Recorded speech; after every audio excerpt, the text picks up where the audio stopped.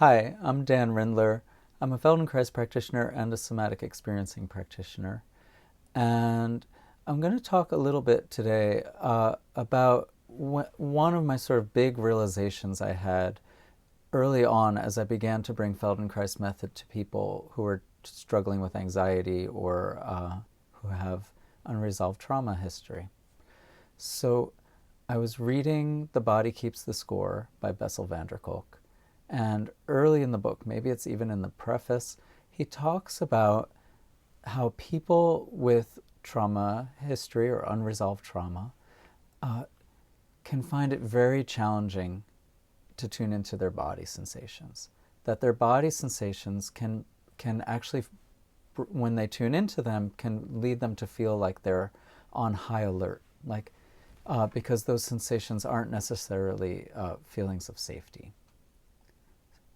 And when I read that, it just hit me like a ton of bricks, because that had absolutely been my experience, but it was an experience that I was partly in denial of, because I loved all of the gains I was getting from the Feldenkrais method, and my overall understanding of the Feldenkrais method was that body awareness was a positive thing, and that the more awareness I had, the more I could realize what I was doing, the more I could choose to do what I wanted, and that, in short, more awareness was better.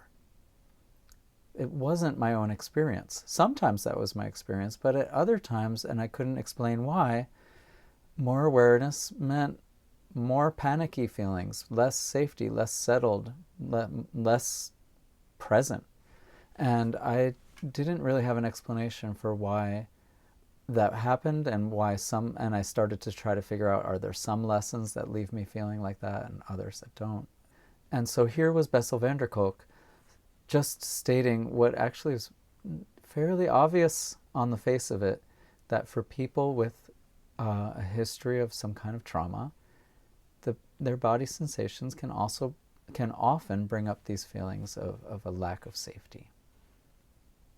And so in reading that, I got to sort of reconcile my experience, or the collective whole of my experience, with what I'd been taught, what I thought I'd been taught, and I began to change how I taught Feldenkrais method. And the way I began to do that brought up a lot of questions for me too, because what I began to do was to talk about the range of experiences a person might have. And at first that was challenging, and I wasn't confident about it, because it felt almost wrong to keep reminding people that they might not feel good. Right? So many people were coming to me because Feldenkrais method classes led them to feel more settled and relaxed, at ease, taller, more flowing movement. And so to acknowledge this other side, or potential other side of their experience, that they might notice sort of some feelings that weren't so pleasant when they tuned into their body. I had to find the balance and the wording and how to do that in a way that seemed right. And what I settled on was that maybe there are moments where someone might have glossed over some difficult feelings and just focused on the part that felt good, and that I've brought them more in touch with the challenging part.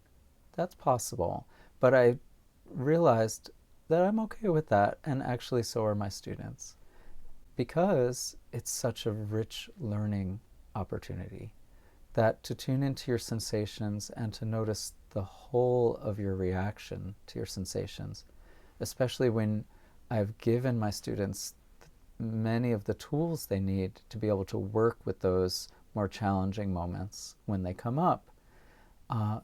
Those are moments of just absolute rich growth potential. And that ability to tune into the whole of their experience and to work with the whole of their experience in that way, I'm willing to bet is more valuable in the long run for my students. And so in that way, I became comfortable and confident in the way I was now teaching, in bringing people to notice what is coming up for them as they notice their foot. Well, maybe they just feel their foot, or maybe they feel great, or maybe it brought up some worry or some nagging anxiety feeling that they'd had, or something else. And even in a group class situation where I can't know what each person is going through, I've given people a baseline set of tools so that they're ready to work with what comes along. So I'm so appreciative of Bessel van der Kolk for writing that book and for writing that passage that was seemingly, almost probably obvious to him, but that really brought me face to face with my own experience, or the different levels of my own experience, in a way that helped me be more honest with myself and to bring this work in a more honest and complete way to my clients.